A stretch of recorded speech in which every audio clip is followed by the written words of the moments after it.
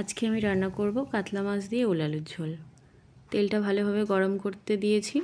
নুন হলুদ দিয়ে মাখিয়ে রাখা মাছগুলোকে এবার তেলের ওপর দিয়ে ভালোভাবে ভাজা করে নেব। একটা পিঠ হয়ে আসলে আমি অপর পিঠটাও ভালোভাবে ভাজা করে মাছগুলোকে তুলে নেব। আর একটা কড়াইতে আমি তেল দিয়ে ওল আর আলুটাকে ভাজতে দেব।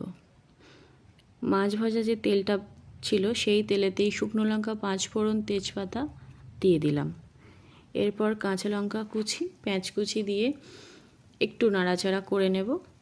এরপর দিয়ে দেব আদা রসুন বাটা, দিয়ে দেব নুন, লঙ্কার গুঁড়ো, হলুদের গুঁড়ো দিয়ে ভালোভাবে মশলা কষিয়ে নেব। দিয়ে দেব পরিমাণ মতো জল।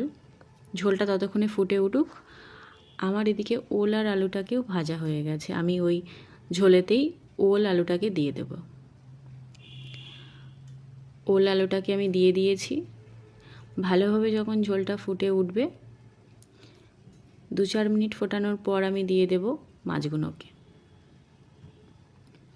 মাছগুলোকে দিয়ে আরও 5 মিনিট ফুটিয়ে নেব।